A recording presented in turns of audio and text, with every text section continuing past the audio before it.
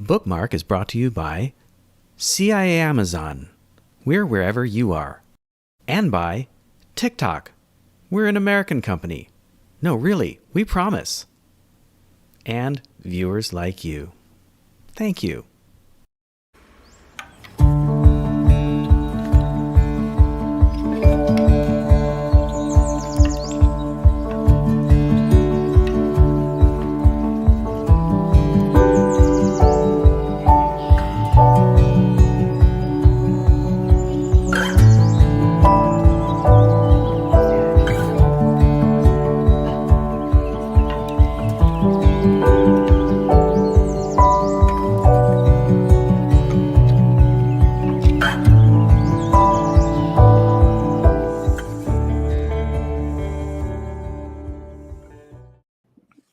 Well, hello. Hi, everybody.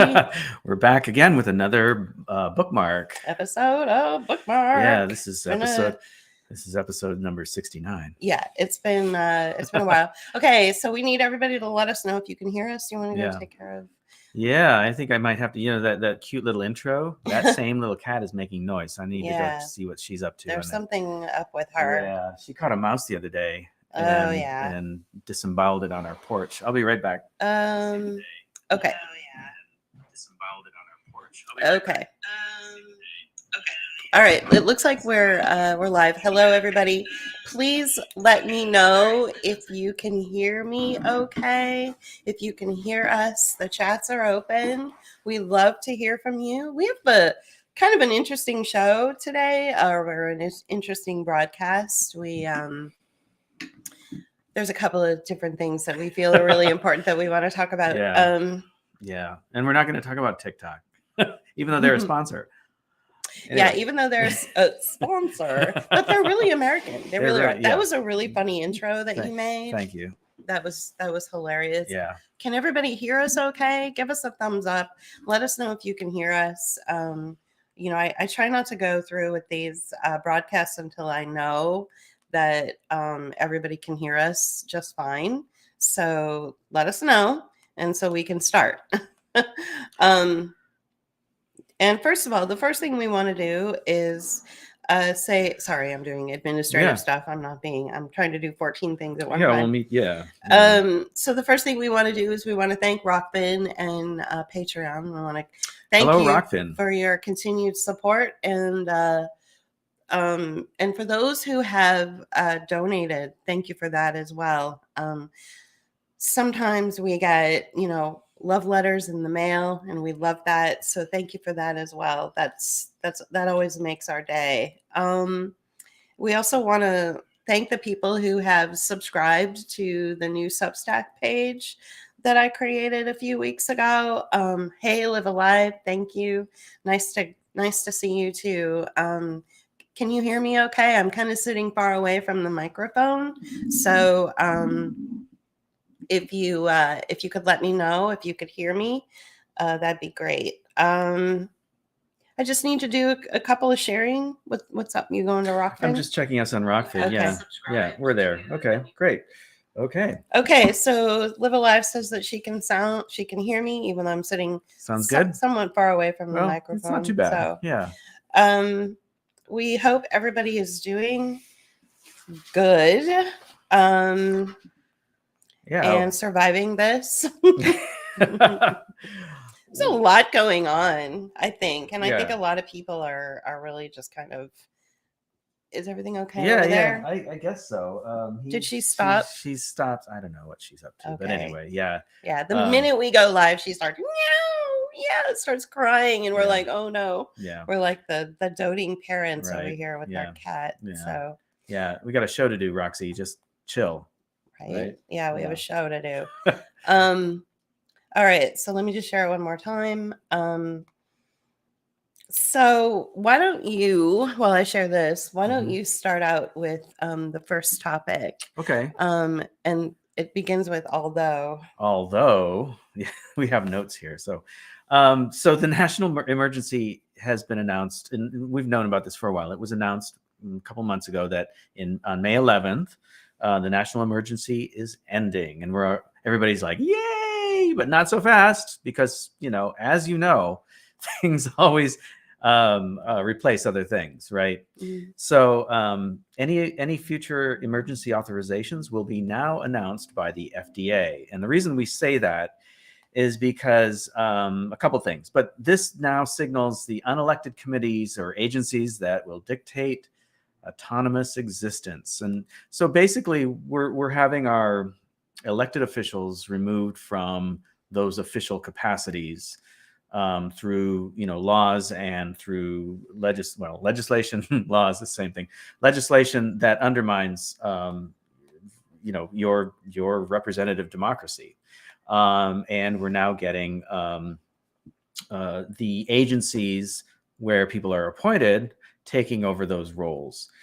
And the FDA, now you're going to have to tell me, I can't remember exactly how it is that the FDA has now become the agency du jour for these announcements. That's what the HHS wrote in their Okay. So the HHS wrote a blog, and you guys are perfectly capable of going and reading about these things yourself, because I do, and I'm no expert Well, at anything, and so I think everybody could. But so this is, I guess what you're trying to say is we're not speculating about this. It's out there on the blog. Well, by my interpretation through the memo that the Health and Human Services posted on their own site, my interpretation of it, and I believe it was called something like the transition into post-COVID emergency authorization ending. Okay, so they want to figure out how to transition from the fact that the national emergency will no longer be announced by the president. They want to figure out how to transition from that into something else. And so they mentioned, from based on what I read in my interpretation, that the FDA, the Food, Drug, and Cosmetic Administration, would be the agency that would announce future national emergencies. So, so it would now be rolled into the agency that nobody really elected. So, we know that the powers that be and our alleged elected officials that run this country and manage us, we know that they're paid by corporate sponsors. We know that they should all be wearing patches of the various corporate, entities that control them. And so, but just for the sake of, looking like we still live in a functioning republic or a democracy, looking like it, they made it so that the president of the United States would be the one to continue to renew the national emergency for COVID response over the last 3 years. And so they made it look like it was this, democratically elected official that was making those renewal announcements every 90 days. Well, now they're basically taking lifting the veil, taking the mask off, and saying, no, we're just going to have an unelected agency decide when you can go to work, when your kids can go to school, whether you wear a mask or not. We're going to have an unelected agency that is comprised of people that represent the interests of the Bank of International Settlements and the various central banks and the corporations. We're going to have those people dictating what you do as a human slave.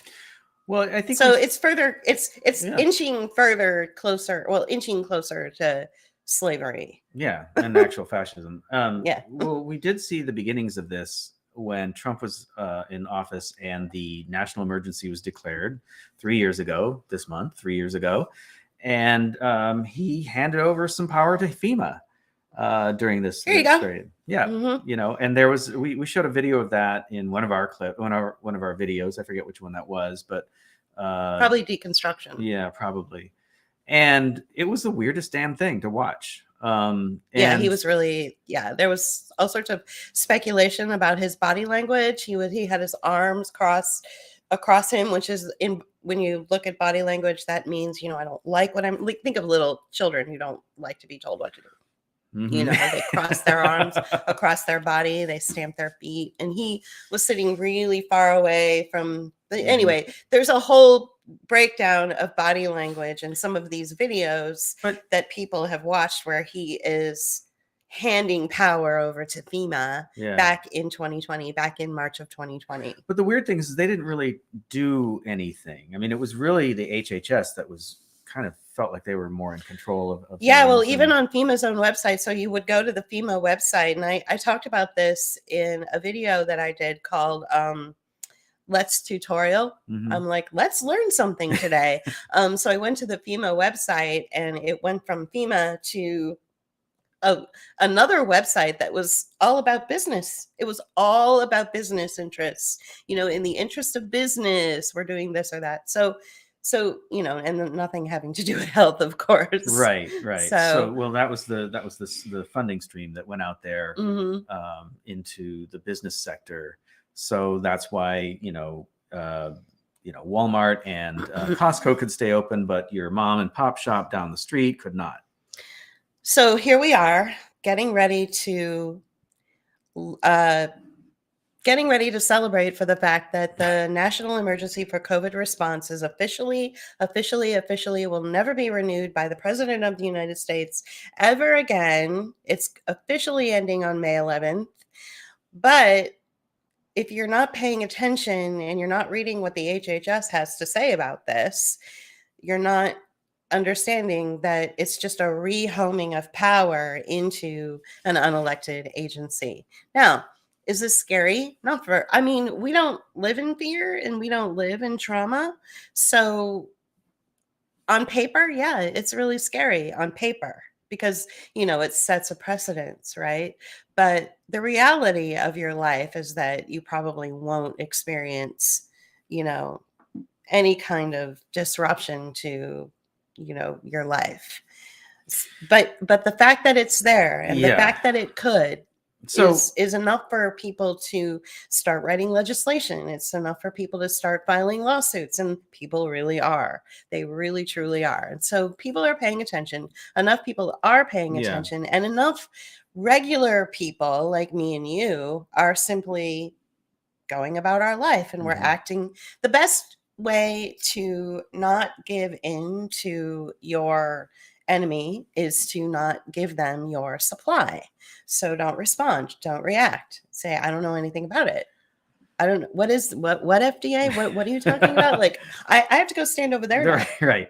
Well, these, and so like, I'm going to back up a little bit and, going back to like what you said, I mean, these are all these things are being put into place to create precedents, right? To create a precedent. Yeah. And legal statutes, whatever, whether they're an actual law or they are language that allows the next law to come into place. Okay.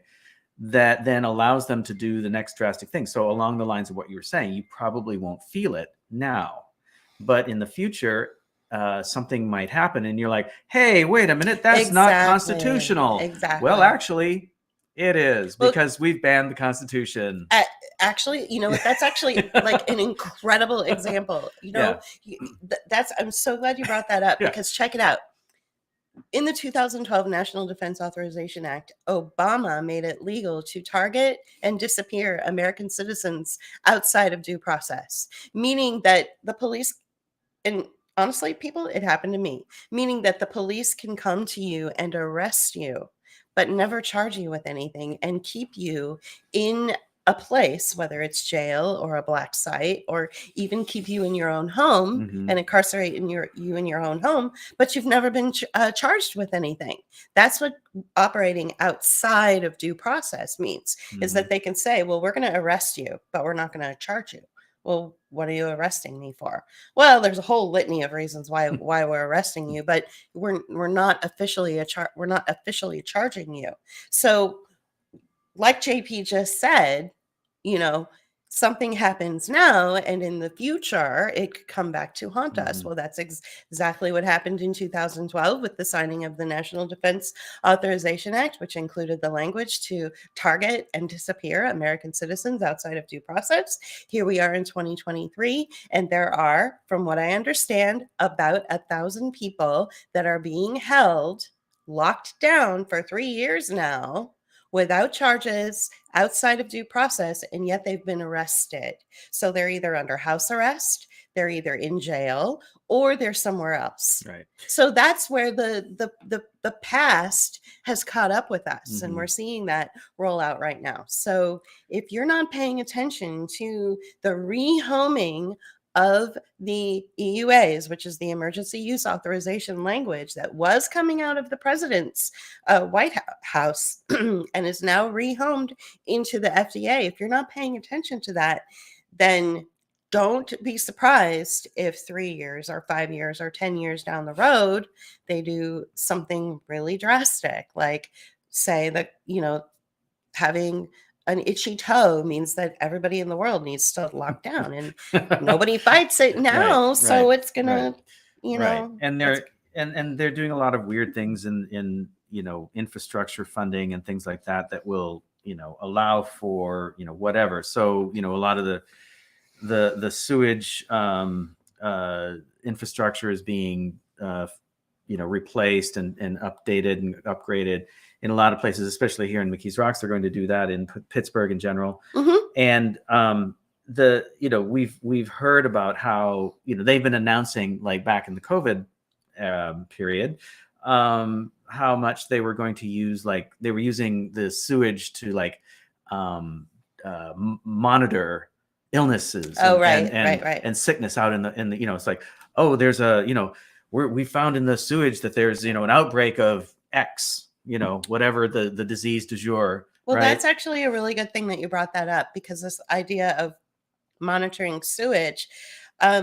So just as we're finding out about the national defense or the National Emergency for COVID Response, or the EUAs ending, we learned from the HHS that not only are they folding that power into the FDA, like I've mentioned about a million times so far, but they've also opened up to 2 new agencies. And so piggybacking on what you just said about the monitoring of your health through like your wastewater systems, the HHS is opening up an office called the Environmental Justice Office and the Health Equity Office. Right. Or 2 offices. They're opening up those 2 offices. These are 2 like serious buzzwords. And how do I know this? Because I listened to the secretary of the HHS say so. Right. And so environmental justice is something, that we've been hearing about for probably at least, since the 2016 election. And I think the first time I heard it was the Green Party campaign. Dr. Now I can't even think of her name. Jill Stein was talking about it, right? And so they were going around to places in the country where, politicians just don't go.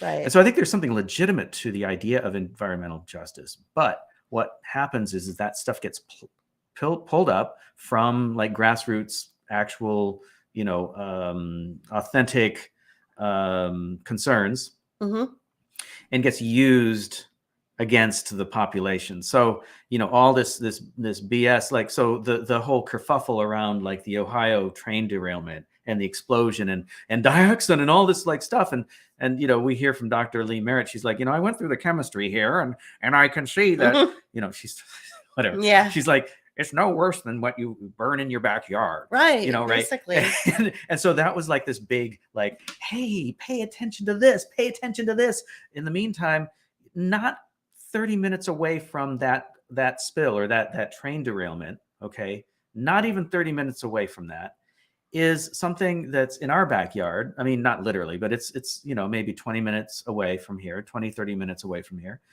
And that is this thing called the cracker plant. And not cracker, like saltine crackers. Not saltines. No. This is not the snack cracker plant. This no. My daddy's a big wheel at the cracker plant. Tell us what you mean. The cracker plant is actually it's a plastic manufacturing plant, and it's run by Shell Oil. And we had a guy here helping us out, putting in some tile for our house. Yeah, we had some tile laid, and he lives literally. It is in his backyard. It is in his backyard. He was showing pictures. He's like, this is what I get to see every night. Well, at least once a month. Yeah. So when they have a buildup of whatever, they release that. And he said he showed me these photos. He showed us these photos, and it was just like an explosion in the sky. It was like bright. So the buildup of all these toxins of gets these released. plastics that's basically run by Shell Oil outside of this guy's backyard. Once a month, he gets to watch them release those toxins into the atmosphere. So where's the EPA and where's the governor of Pennsylvania and where's all of your environmental activists for this thing that's run by Shell Oil? Right.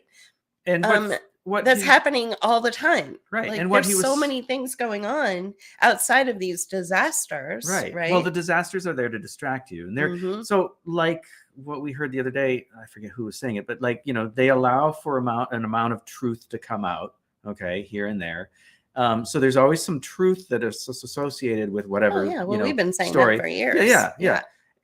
But then, it's there to distract you from the actual shit. So, in flyover country, in Trump country, where nobody cares, nobody liberal who cares about environmental issues, they're more concerned about something called climate change, when actuality, pollution is the issue. And I've said that over and over again for the last 4 or 5 years or more. Pollution is the issue, not carbon. And so let me finish. And toxins. Let me finish what I was going to say is that this cracker plant, they applied for an easement of some kind to release more hydrocarbons than they would normally do under normal circumstances. They got that permit, but they go over that all the time with these eruptions, and it's just a fine of like a couple $100,000. That's chump change for an oil company. Right. So they'll just pay the fine. And yet at the same time, these people are being poisoned slowly. And these eruptions are going up into the sky, and who knows what the fuck is in that. And that's on a daily, or that's on a monthly basis, not just this little explosion that they blew up a train car, just to distract you. Okay. That's a distraction. So they're telling you that shit's going on in flyover country that's environmentally harmful to the people, to the residents of that area, but they're not telling you that it's happening all the time. They're saying, "Oh, this is a an isolated event." Right. So that's the key point right there, is that it's happening all the time. Right. So one of the things that I'm constantly trying to remind people, because I'm noticing that more and more and more, I'm seeing an escalation of sort of hair on fire hysteria, especially on social media, which I've coined as user nation, is don't pay attention to what's going on in the media and how angry these stories make you. Walk outside your front door, look on your map, find out where the closest factory is, and go to the residents that live around that factory and take a look at them. Are they sick all the time? Is their hair falling out? Is there a concentration of cancer or health issues that seem to be concentrated in this particular area? That's a sign of these ongoing toxic issues, which, stories like the East Palestine train derailment will distract you from. And also another story that just came out, the Reading, Pennsylvania chocolate factory. Yeah. I told somebody that I actually think that the chocolate factory is probably not even in operation, and that it's just a big story to distract you from, other shit that, like our friend Elaine said, is geez, PA, like practically every county in the state of Pennsylvania is just riddled with some sort of toxic element. Right. It's incredible. So Elaine says Philly water contamination is currently happening. Yeah, Pennsylvania's a messed up place. Pennsylvania is really messed up. So I would say that there's a lot going on to capture you on social media or in user nation. But I think what's really important is to focus on what's going on right outside your front door. Right. There's a lot of neighborhoods in Pennsylvania that are basically just riddled with sinkholes, and there's flooding and wastewater that rises up. I mean, this is like 19th century, 18th century issues Not you know, 18th. okay, but 19th, early 19th century issues, right? well, That early 20th, whatever, late 19th. 19th century, 20th century issues that we should not be dealing with.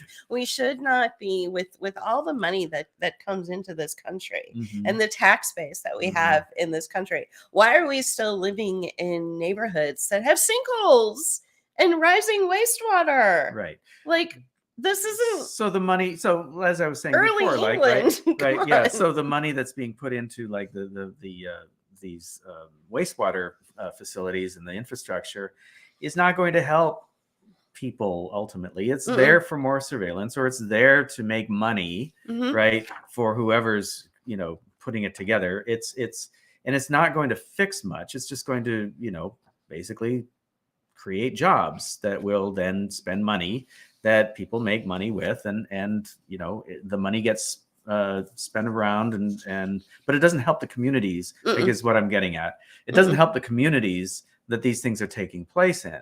The money it goes up, right? Yeah, it always You goes know? up. Yeah, It always goes to services that are what David Graeber, go ahead and look him up. He died a few years ago, but what he called like a bullshit job. He has a book called Bullshit Jobs. Yeah. And you know, basically the wraparound services that are pretty much managed by the tech sector. For instance, if you're on like, you know, some sort of food assistance or in Section 8, those tech services that, you know, develop the apps so that the residents can log into they get the money. Right. Like they get all Right. the great funding And from it the just keeps government. the people in the program. And basically it just keeps the people in the program. Right. So another thing I want to like just kind of throw in here, it doesn't really have anything to do with what we're talking about, but I feel like it's important to say, and then we can move on into the weaponization of weather and things like that.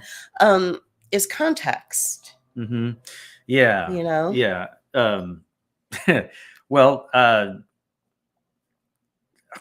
yeah, I'm not sure how to apply the context here in this case, but well, that's why I said it's not really about what we're okay, talking about. But yeah, it's kind of a curveball thrown into this conversation. Sure. So in general, in life, nobody is who they are because that's who they are.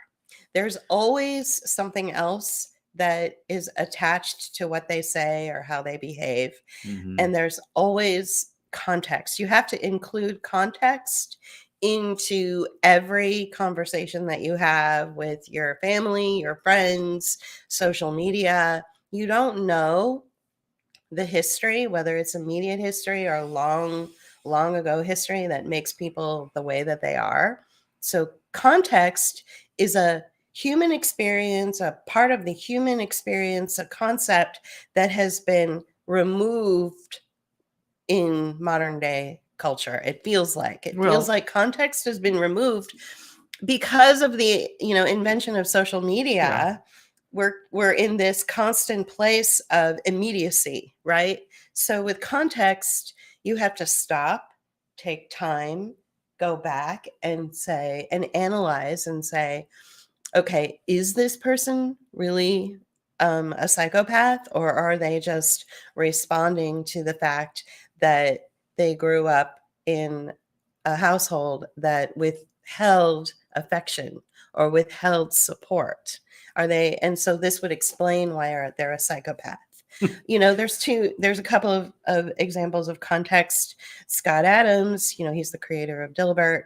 His whole career imploded. I'm sure you've seen it somewhat here and there on the mainstream, you know, news sources. His comic strip Dilbert was pulled from the Washington Post, from the New York Times, from everywhere you could possibly think of, because he was accused of being a racist. Right. He allegedly said something racist, and like it's gotten to the point where even like you look it up on if you look him up on Wikipedia, it says because he said something racist. Right. Well, that was never established, right? So there's your lack of context in that situation, right? They don't say allegedly or was accused of, because that's accused of being racist, and here's the context by which why he was accused. Because they didn't put the quote that he's being accused of saying, right? So whether he's guilty or not, They didn't put the quote in, so there's your context. And they also didn't say that he was accused of. That would be more accurate. What they said was, and they just pulled complete context out of the situation.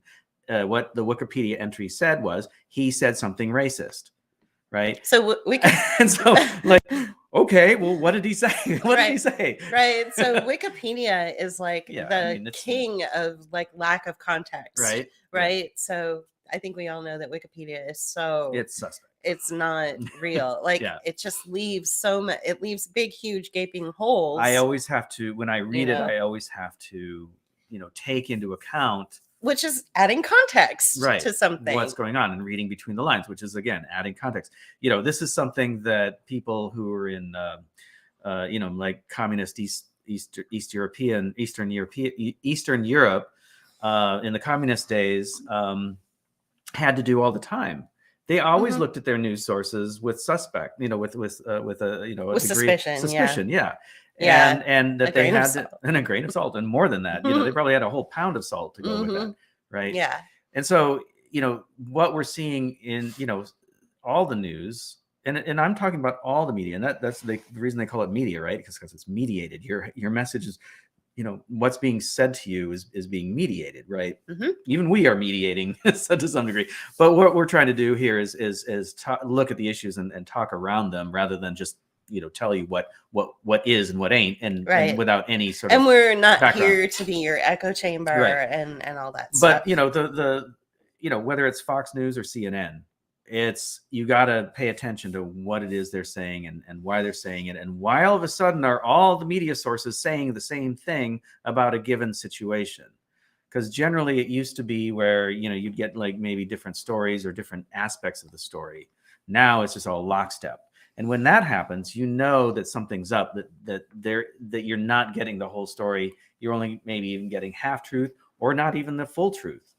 Right. In a lot of cases. It's true. Yeah. I want to talk about the other example of context, because I feel kind of bad for these people. I may not agree with everything that they say. No. And I'm, but I feel really bad because a couple of them, if not all of them, and I'm talking about Christiane Northrup, Dr. Christiane Northrup, Dr. Carrie Madej, Dr. Lawrence Palevsky, Dr. Sherry Tenpenny, and Dr. Lee Merritt, right?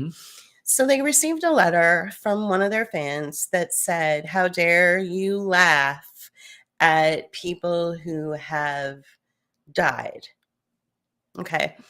And it was so weird because they don't laugh at people who died. What happened was the individual was watching their show and happened to be bringing their like liberal family members, I guess, in to watch the show as well. And they just caught the doctors at a time when they were responding to a joke that Roseanne Barr had said, who's kind of making a weird comeback in a strange way.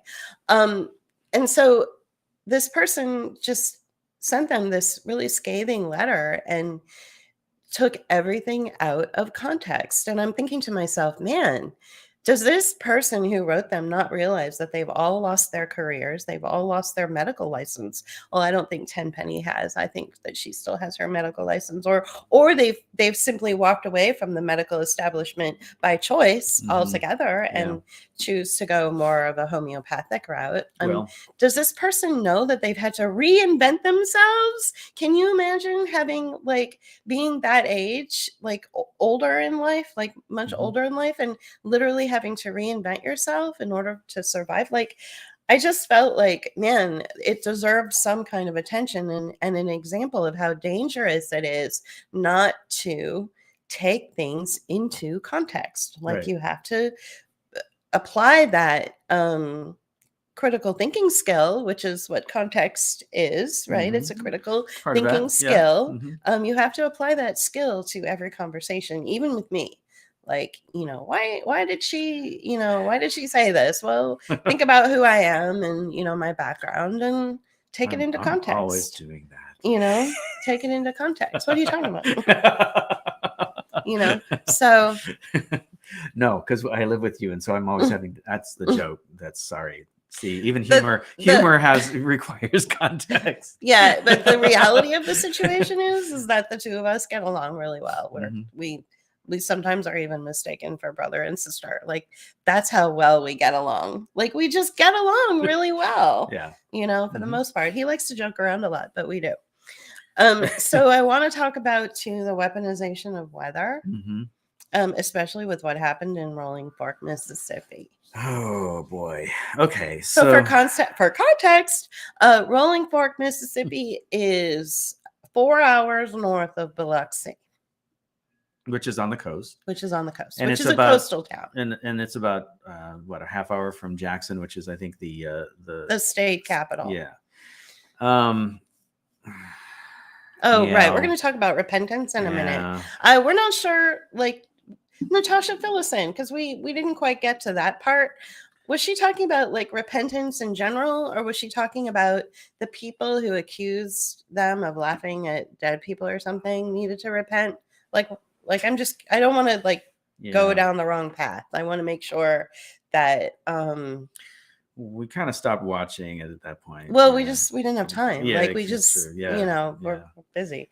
And, but I did think that particular section of that episode was really important. How that fan who wrote them that sad letter had not taken it into context. So Rolling Fork, Mississippi, I don't know if you guys knew, but they're have undergone some devastating damage from a tornado. Yeah. So all the weather people are baffled by where did this come from? And this same thing happened about the same period of time in California, down in where was that? It was in Southern California. Oh yeah.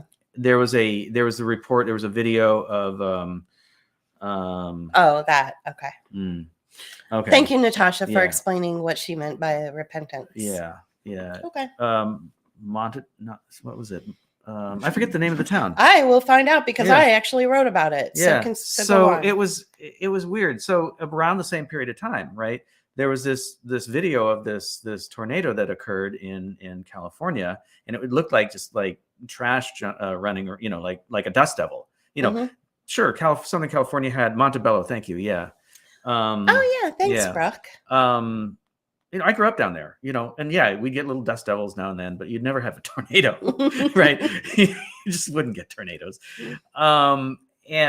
And this was it took out some buildings and caused some damage, right? And it just came out of nowhere, and then it went away. And tornadoes kind of do erupt out of nowhere, but generally it's, a tornado is a very specific type of weather condition where there's, lots of hot and cold, or lots of, it's just a very a volatile weather condition. That's why there's certain parts of the country that get them, right? So Oklahoma is notorious for having tornadoes, Texas as well. And, up into the Midwest, like Kansas, and you remember the story of Dorothy, Julie? So, there's certain there's certain areas of the country that get them, but Southern California is not one of them. But anyway, so that came up out of nowhere. And then this one in Mississippi just popped up out of nowhere. They know when a tornado is going to be, when the conditions are right for tornadoes. That's why they put tornado watch or tornado warnings out in time for, this action to take place, or to people to, prepare for it. But this didn't happen. It just kind of came out of nowhere, and there were no conditions that said, that gave them any pause to say, warning, a tornado is coming into your area, or you had 48 hours to vacate your home, or 12 hours, or whatever the case may be, right? There was no warning. There was no. Same thing with the Montebello as well. Right. Same thing with Montebello. Let's talk about the demographics of Montebello and Rolling Fork. Okay. Well, do you know the demographics of Montebello? You told me. Well, I mean, it's a Southern California town. It's a Southern California town, and it's like a factory town. Right? No, I think it's more suburban. I always remember just hearing. I've never been there. I grew up in. So right here it says it's not very residential. Oh, okay. And you told me that it or what was affected were infrastructure Okay. that was part of the supply chain. All right. Hmm. Hmm. So just a diversion here. Mhm. You know, a year ago, there were a bunch of food processing plants that were burning all of a sudden. Remember that, guys? Mm-hmm. Mhm. Yeah, and so all of a sudden there were fires all over the country, and they affected supply chain. And then like we were talking about Ohio, the train derailment. Suddenly there were train derailments everywhere, and that kind of affects the supply chain. And then we have a chocolate factory explode, which Right. chocolate, right? Whatever. And then someone else said something else that had exploded. Like it's just like it's the season for whatever. Yeah, so this is we're entering tornado and explosion season apparently. It's explosion season. It's tornado season. It's explosion season. It's tornado. Monorail.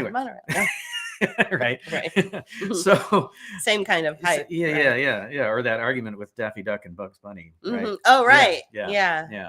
That one. Wish we had a I know. GIF of that. I should have done that. Anyway, we could like recreate it. Right.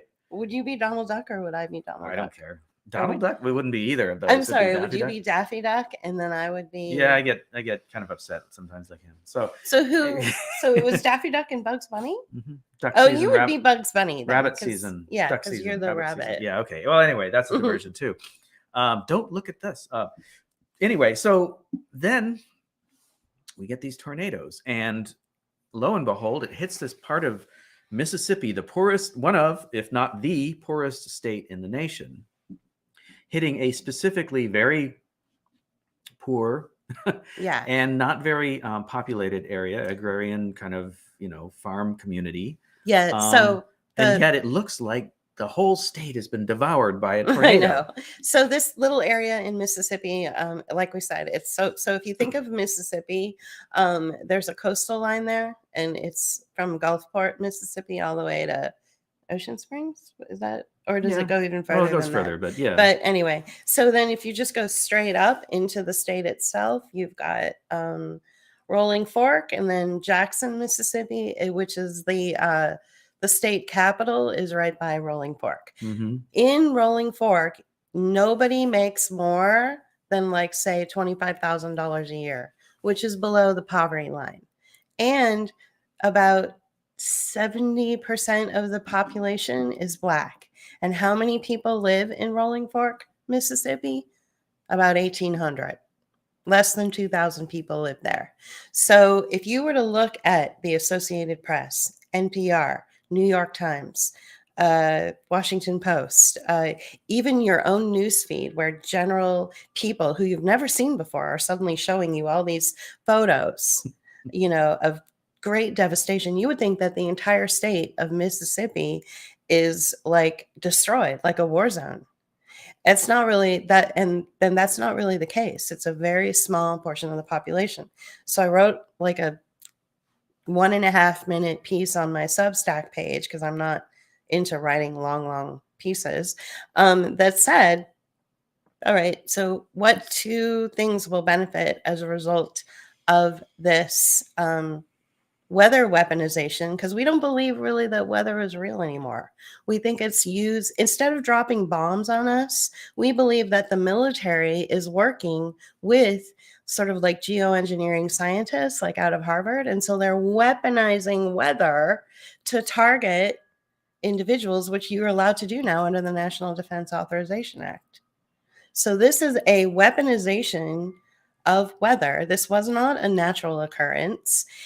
And so let's talk about the two industries that will benefit from removing these people from Rolling Fork, Mississippi. I imagine they're going to take this empty little town, which doesn't really have anything going on, and they will load it up with some kind of toxic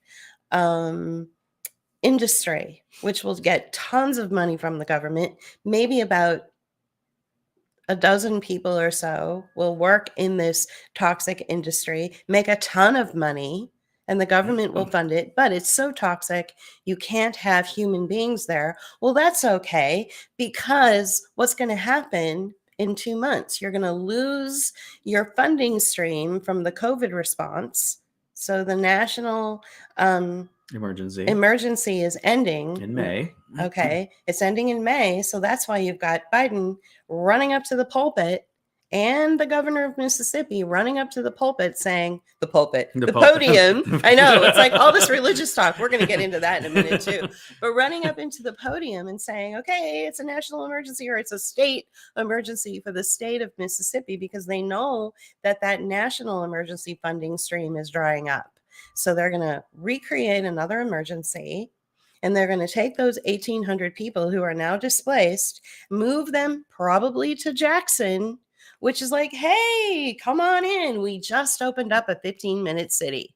And you can move into these tiny little apartments where you can live in this concrete life, and you can have your food benefits, and you can have your housing benefits, and you can have your infrastructure all packed in, and you can just get all packed in nice and tight. Okay. And that's how they do it. So now you've got, this tornado that rolled through Rolling Fork, Mississippi, that has flattened every building there that was once housed by people to make room for something else. And believe me, it's not going to be something pretty like a park or a Trader Joe's. It's not going to be like that, or cool homes or apartments. It's probably going to be some kind of toxic industry. Okay. And then those people will then be displaced in Section 8 housing, which is basically a 15-minute infrastructure that's been around for, decades already. And they're going to be displaced into Section 8 housing in Jackson, Mississippi, in kind of a very urban environment. This is our speculation, because we live in the same kind of environment here, where Right. It's the most Section 8 housing, if not the state of Pennsylvania, at least the county of Allegheny. And it's a very concentrated place where the Section 8 people have been sent to. And it creates a lack of a sense of community. There's no sense of place. Nobody has any roots here. Right. And so it keeps people dispersed, but also dependent. Right. And so, if they go to Jackson, that's a possibility. They could also send them somewhere else where they already have that infrastructure set up. But it seems most likely that Jackson is the place, right? Jackson will be the place. Yeah, exactly. Yeah. Right. Because it's the major city that's probably already received funding for such a thing. So one thing you need to understand about these city centers that have, these concentration of public housing or Section 8 housing is in order to keep them going and keep the funding stream going, they need the people. They need the people there to occupy the spaces so that they can demand that the government give them more money, because they need to create more infrastructure for the people. So it's this constant loop. It's like the snake eating its own tail. It's a constant loop of need. And as people were getting more and more aware of how cannibalizing these government programs are, they were figuring out ways to exist outside of the government and outside of it. And the government and all the marketing agencies that the government uses to surveil where the people are psychologically knew this. Thus, we have COVID. And so a great reset had to take place. And then people had to, and a great financial collapse had to take place in order to force the people to go back into the programs that would cannibalize them, right? So that's kind of the philosophical reason why I believe we had the COVID operation and the COVID reset. I also think that, let's go back to Reading, PA. So something that you had said that's really important. And actually, it's very crucial if you really care about like this country and you care about your community and all this, you need to think about what it means to have history and, memories and long-standing relationships that go back generations, So right? strong social ties, Strong family social ties. ties. What's happening is they want to break up all those social ties and those strong family ties. They really want to disintegrate those into nothing. So here's what I think happened in Reading, PA, when we were told that a chocolate factory exploded. I think Reading, PA, which again isn't a very well-off community, right? It has a university there, but it's not really, you know. And what do universities represent? They represent a revolving door of individuals that have no place. It's not like people who go to the university there have grandparents who went to that university or have, you know, strong family ties No, there. yeah, you generally have, you know, townies and universities or whatever. in general, universities typically represent people coming to that university from another place, go to that university, leave that university area and go move somewhere else, and they get the education and they leave. Here's something I don't know. I haven't been to Reading, so I'm not really, you know, sure of this, but based on my travel across the country when I was moving our stuff from California to Pennsylvania, in Indiana at least, I could tell when there was a university town. I guess in a couple other states too, but like in the Midwest, I could tell when I was going into a university town because the infrastructure and the streets and everything was much nicer. There was more money there, right?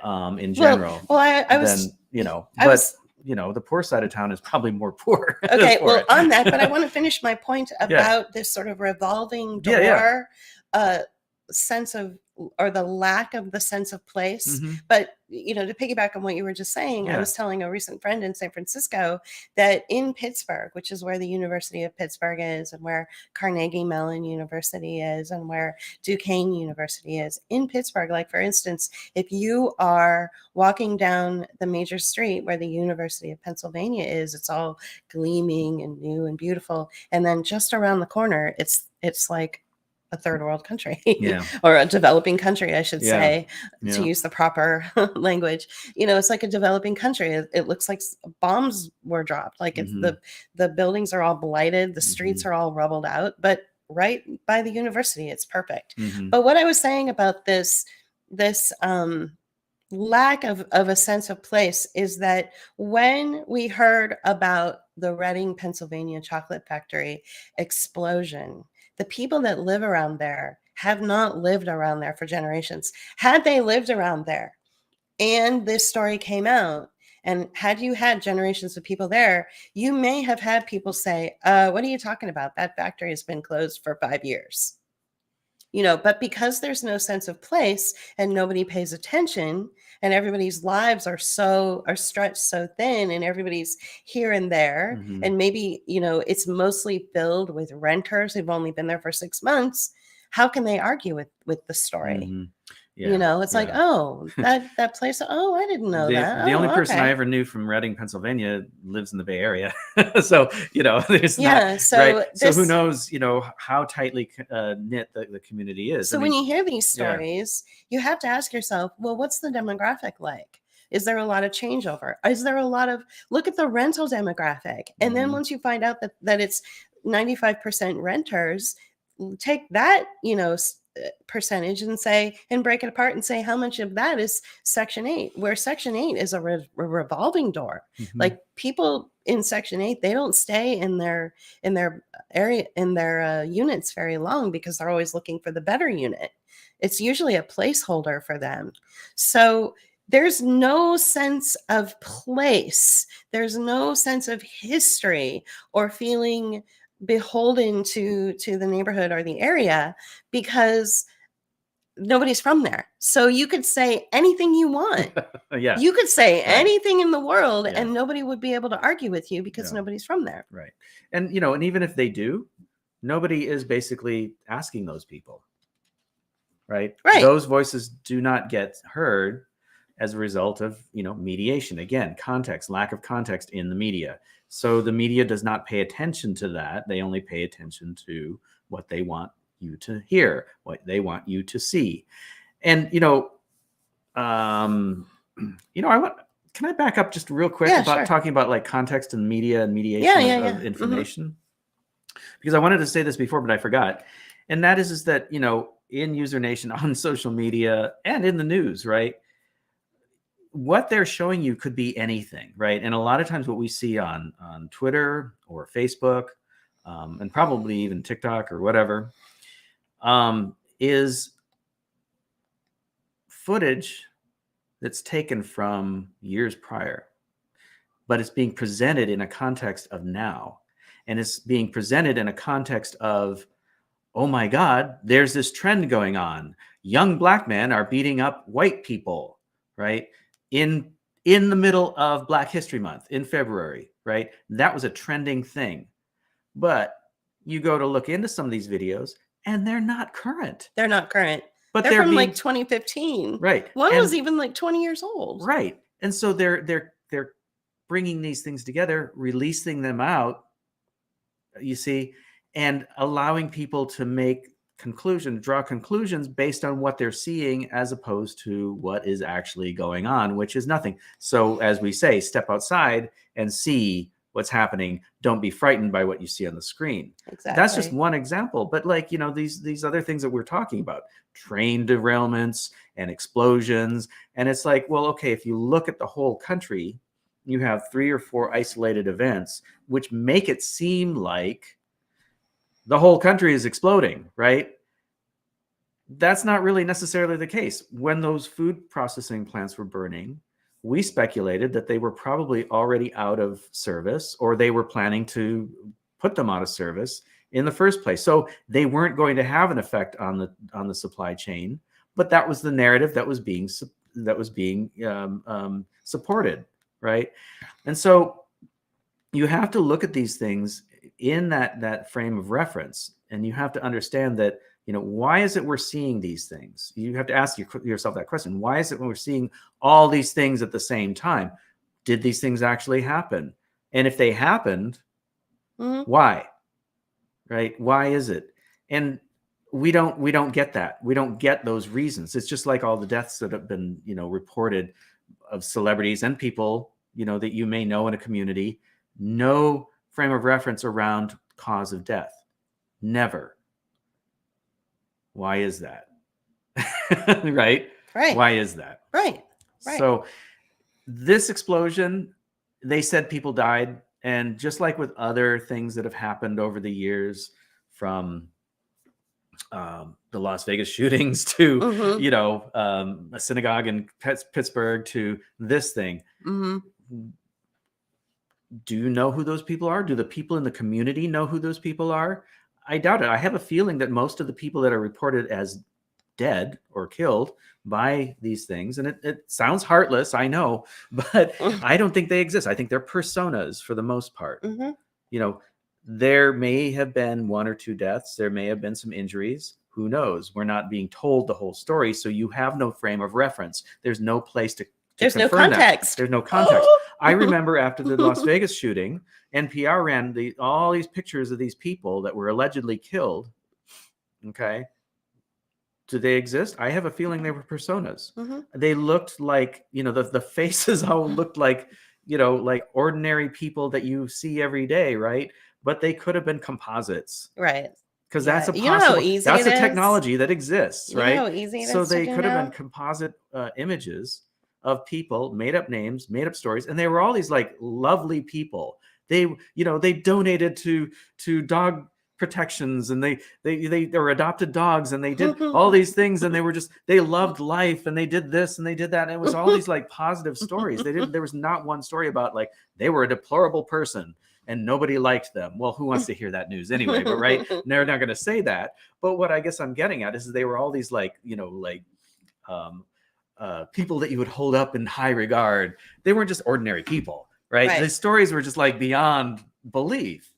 And so when we start seeing, and it was just like over the top, it just felt really inauthentic. Right. It really and did. Every day AI gets better and better. So you could go back to old events and you can see the photos or even videos of people, and you can be like, wow, that's I can't believe I fell for that. Mhm. Like I can make that stuff right now with our video making skills, right? Well, Elaine, I think So- that anxiety is a problem out in the world right now because of mediation of stories that are coming through, either the news or social media, and nobody's checking outside the front door. Right. They're not actually, they hear that there's wind and rain happening outside in their community, but they go outside and it's sunny. Right. That's an Look, I talked about this in one of I'm not, that's not a real thing. I'm just saying it's like, that's an example. That's like an exaggerated in one of our very example. earliest video essays, I talked about how there will come a time, I didn't realize it would only be 3 years later, but there will come a time when you're incapable of,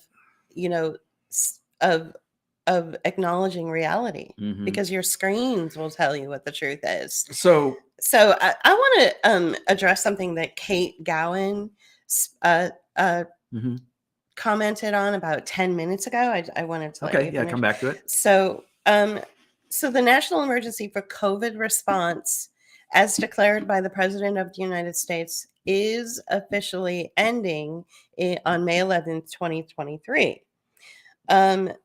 But a separate emergency declaration pursuant to Section 564 of the FDA, the Federal Food, Drug, and Cosmetic Act, or the FDNC, was issued by the Secretary of the HHS in February of 2020. So moving on, the timing to conclude the EUA is May 11th, 2023. But there are other emergencies based on the PrEP Act. And so it gets very confusing. But ultimately, the bottom line is that further emergency authorizations will be placed into an unelected agency. Okay. The President of the United States is no longer going to be making these declarations on the White House's website, like I've been following along every 90 days since March 13th of 2020. Mm-hmm. So they won't be on the White House anymore. It'll be through an unelected agency, whether it's HHS, whether it's the FDA. Now, 10 amendments to the declarations have been issued to extend liability protections related to COVID-19 countermeasures. All right. And so for a PrEP Act emergency determination, the Secretary of the HHS must specify an end date. And in this case, that is October 1st, 2024. So I'd have to read into this a little bit more, but I do believe that liability protections for COVID-19 countermeasures, the liability protections for the people that are doing the bad stuff so that you can't sue them, is extended out to October 1st, 2024. And I imagine that after that, it will be extended again. So there is a little bit of confusion. Some people are like, no, it's not ending. It's continuing. It's just going to be called something else. Well, yes and no. One thing is going to end and another is going to take its place. Right. Basically. But yes and no. Yeah, I know. Right. So it's like, well, and it's deliberate. That's deliberate. Nothing is ever black and white. Right. Everything is in this weird, chaotic gray area. And so where am I getting this from? I'm getting it from Kaiser, kff.org. And they call it countermeasures. So, you're looking at a military program. Right. They're using the military language, aren't they? Right. They're not calling them vaccines, are they? And with the military, and I have relatives who are in the military and they can speak on this. Things are never, ever easy. Things are complicated and weird. And there's a lot of box checking and a lot of BS that you have to go through to get to the various, levels or whatever. It's not so cut and dry. And I think that that's part of the problem with dealing with people is people need black and white. They need, they need absolute crystal clear truth. And unfortunately, that's not the world we live in. And it's never been the world we live in, but even more so now. Mm-hmm. Even more so now. I think the only reason, thanks to the military being involved. Well, I think, okay. So we used to be, I mean, humans are meaning seekers, right? We are always looking for meaning, and we're storytellers too. We haven't been about black and white facts until pretty recently in our history, probably in the last 75 years, since maybe World War II, because that's when you started seeing the news coming out and saying we are factually based, and we are whatever. There, before that, the news was like they'd say anything, right? Mm-hmm. Hearst made a living. Mm-hmm. He became a wealthy man by he started telling a lies. war by writing an article. Exactly, right? The news was not to be trusted back then. Yeah. And so after World War II, it was like it became this thing, and so and science became more important, and authority became more important. From the standpoint of trust your doctor, and trust the the news sources, and trust your government, and that kind of thing. So I don't think that we have been led to believe in so-called facts and truth, especially in the media and from authority figures, when that's not really what's going on, right? Mm-hmm. And so I looked at somebody's LinkedIn profile the other day, and why? I actually worked with this person, right? Oh, okay. And it said that she was evidence-based. Okay, she was fully about evidence-based, right? And yet she was fully on board with the COVID narrative. She was fully on board with some other bullshit. And so, this is also a lie. Evidence-based is a phrase that people say, just like I believe in science, when science is about asking questions, science is about investigation, science is about using your intuition to make a leap of logic and say, I wonder if I can prove that to be true, right? And the evidence comes after the investigation. There is no actual hard evidence that will tell you anything unless you really question it, right? And so people will come out and say that, but they will believe bullshit from authority figures and media. Yeah. Okay, I'm done.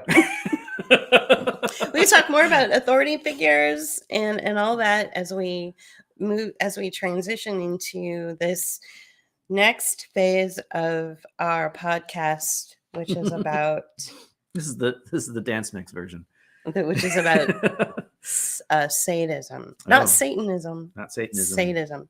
But before we start talking about sadism and sadistic behavior, I just want to reiterate to you once again that, like I said, back about a week after the national emergency was declared, when JP and I sat in a lovely, peaceful, calm park in front of a waterfall, and we said, your life is going to be a series of 9/11s.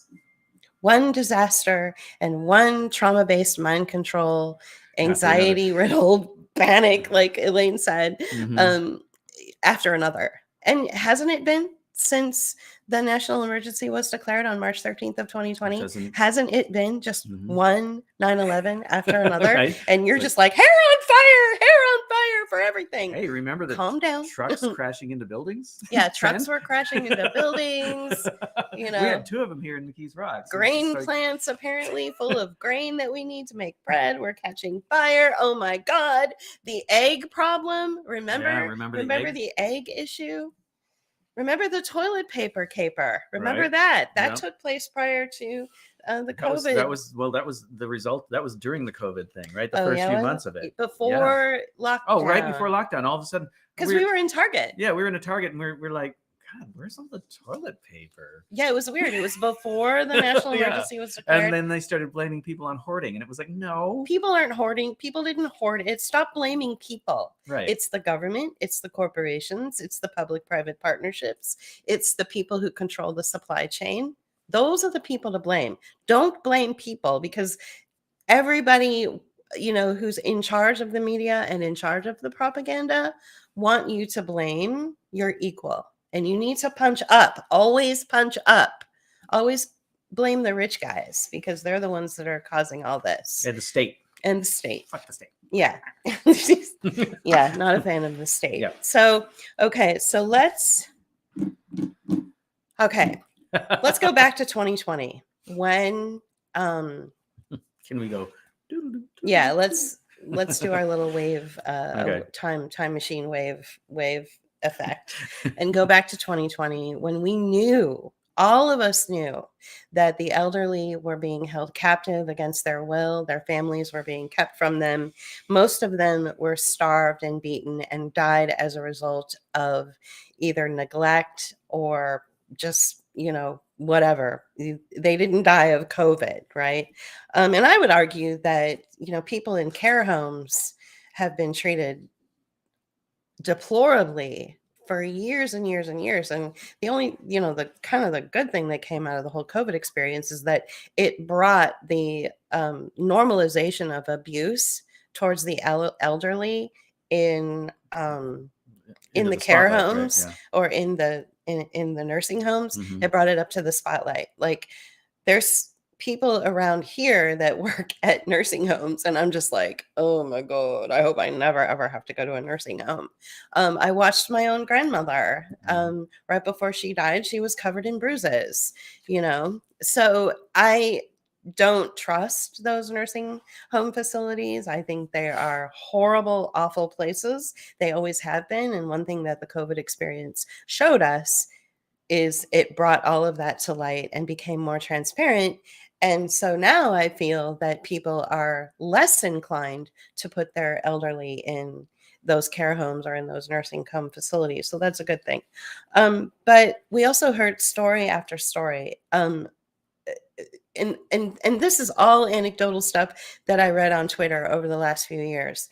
This is people that I've even talked to personally in my little neighborhood of poverty here, where individuals who were brought in for COVID, or individuals who were brought in for like a slight cough or an itchy toe or a headache, were suddenly told that they had COVID, and they were bound to their hospital beds. They were either zip tied to their hospital beds or they were bound.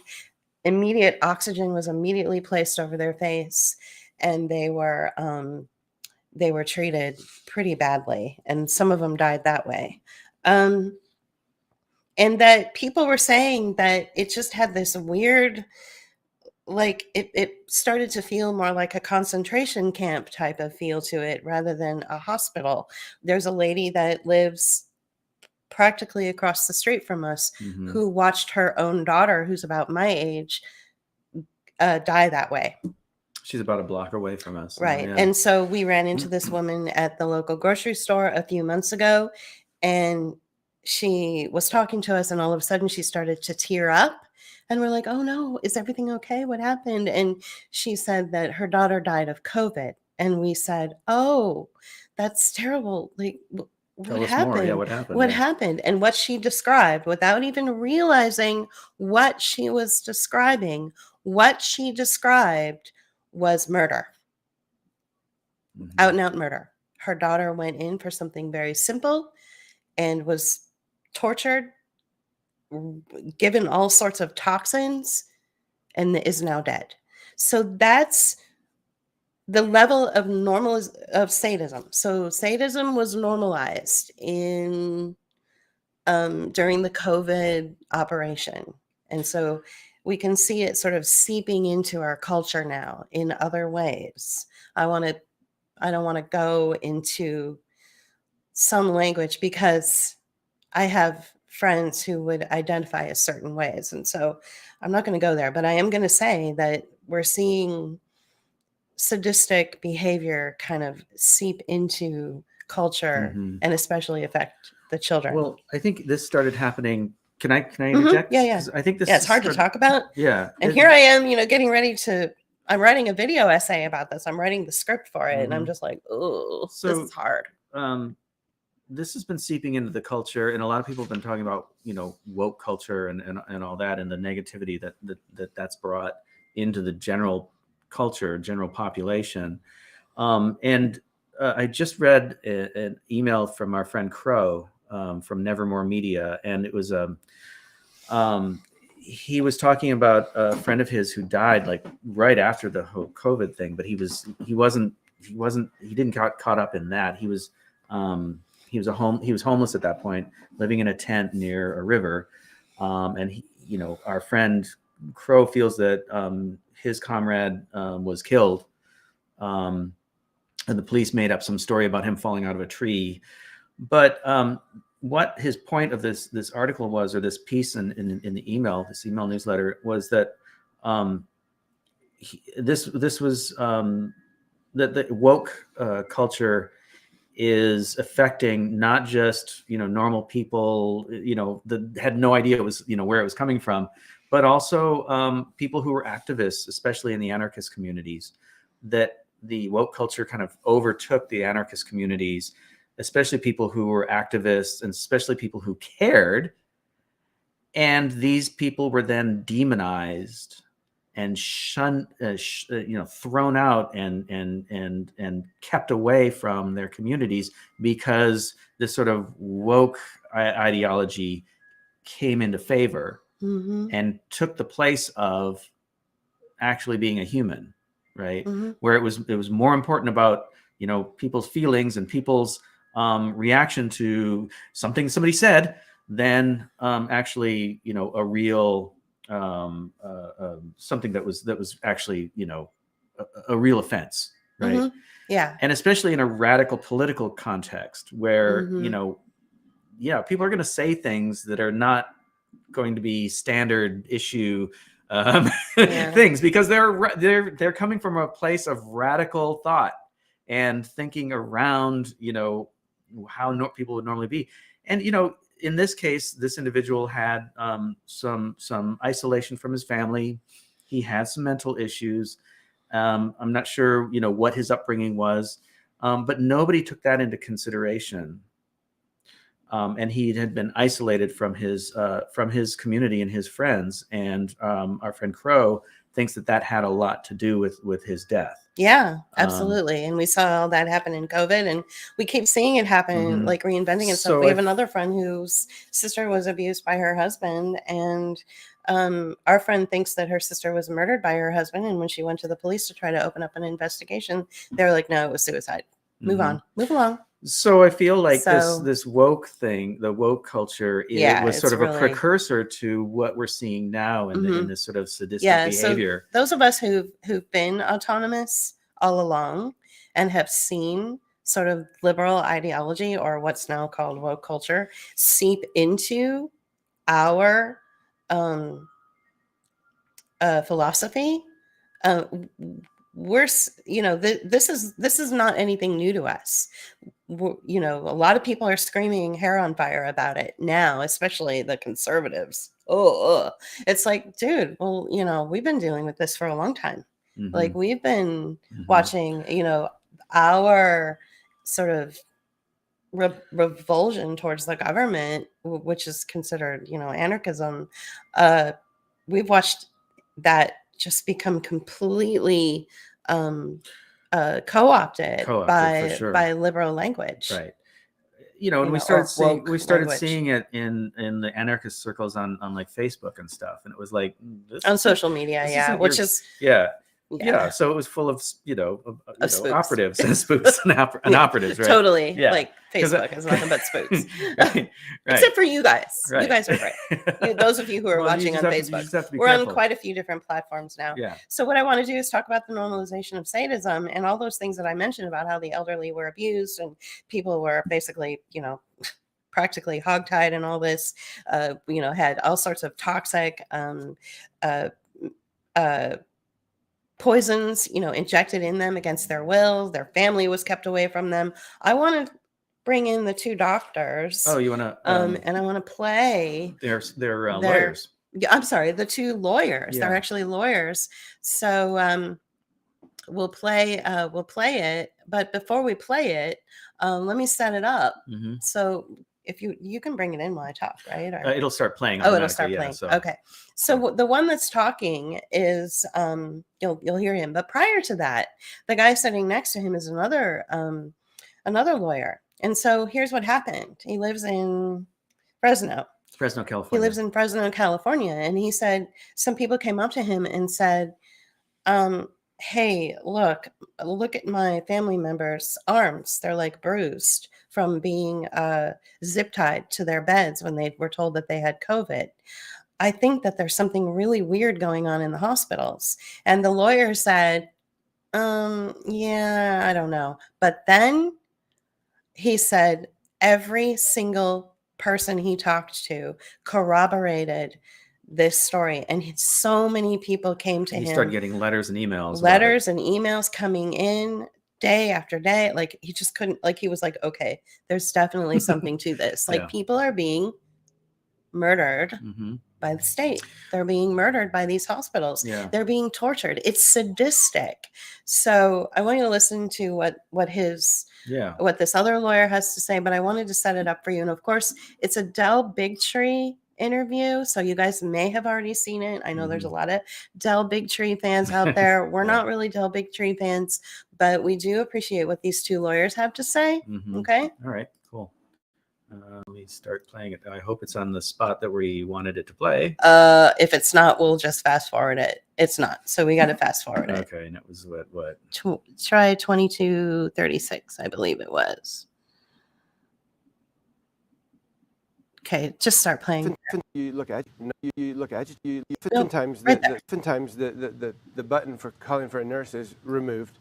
They're in this room. They're isolated from their family. They're zip tied down. The oxygen is being shoved into them, and then sometimes a psychiatrist will come in and say, "Well, you look agitated. Let's get you on a morphine drip." And then they can't fight the effects of the remdesivir, which is doing something to their kidneys. Their lungs are filling up with fluid. They're not given food or water of any kind, not through an IV, of no kind. Average time to death is about 9 days. And they are, and the doctors are giving word tracks to the families. They're saying, you don't have medical training. Okay. Right. You know. Right. And they're bullying them, and they're saying, look, if you don't. Okay. So, yeah. Okay. Hide on stream. Okay. Okay. There we so, we're going to include, it's a 3-hour interview. I mean, there's different sections to it. No words. Oh, they didn't hear the audio. Oh, wait. No. She heard it. What she's meaning, what she's saying is that she has no words to respond to the horrors of what this guy was saying. So there's much more that is said, but in the interest of time, because we've been going at this we're coming up on an hour and a half. Yeah. So we've been going at this for a while. So we wanted to say that a lot of you had been, basically talking about this for 3 years. And it feels like you probably feel like you've been talking to brick walls, but what I want to do is I want you to really, because I'm working on this video about sadism, okay? And the video is going to be called, It's Not Satanism, It's Sadism, okay? What I want you to do is I want you to picture what that attorney was just saying and what the attorney who's sitting next to him had said before he started talking, which was, you get an individual that goes in with a headache and you get a whole crew of doctors and nurses, or especially nurses, that are at the ready, and they're like, oh, and they give you a test. Exactly, Brooke. Exactly. It's routinely done to those put in hospice. I know somebody very personal to me who was in hospice who I believe was murdered. So we'll just leave it at that. So what happens is these people go in with a headache. They're told that they have COVID. They're given some bullshit test that comes up positive for COVID. Then they are whisked away. They're thrown into a wheelchair. And, oh my God, you have COVID. They're whisked away. They get their cell phone taken from them so they can't call their families. They're thrown into a bed. They're zip tied to their bed. Zip tied to their bed like this. Then immediately, so this is the position that they're in, guys. This is the position. Now, JP, tell me if after 4 hours, what happens to your lungs when you're in this position? Does anybody? No. We're not going to go there yet. Yeah. So what happens? Does anybody remember their biology 101 class? This makes it hard to breathe. Exactly. It makes it really hard to breathe. I'm having trouble breathing right now. Okay. Oh no, you're having trouble breathing. That's the COVID. That's the COVID. After they've been zip tied like this for an hour, not able to call the nurse, not able to pick up their goddamn cell phone and tell their family that they're being held captive because under the National Defense Authorization Act, Obama passed a law that said you can target and disappear and even assassinate American citizens without due process. This was a military exercise. What you're witnessing right here is a military exercise. These people were walking in to the emergency rooms with headaches. They were being told by the media that they may have COVID and to immediately go to the emergency room and get yourself checked out. Make sure. This is how they were for hours and hours. So then you get a nurse that comes over and says, "Oh, we better put some oxygen in you." So you're like this, and you've got oxygen over your face for another hour. And what happens when you're overloaded with oxygen? You get a little woozy. You're just like, okay, I don't know what's going on, and your head starts to slump, and your head starts to go down. What does this look like? What does this look like, you guys? What does this look like? JP, you can show the picture now. Okay. What does this look like? Somebody said it looked like surrender, but we would say that it looks more like exactly crucifixion. Exactly. So this is what people experienced in 2020 and probably on into 2021. They were the sacrificial lambs, and it was torture. They were the sacrificial lambs that had to be sacrificed on the COVID cross in order to promote this idea that we needed a militarized deployment of countermeasures that the HHS would get out in front and pander for. Exactly, Right. Elaine. So, oh my God, right? And and crucifixion was a torture. It wasn't just to kill people. It was the Romans were definitely, and Abu Ghraib, right? Exactly. That's where I yeah. that's where I first went, Kate, was the Abu Ghraib.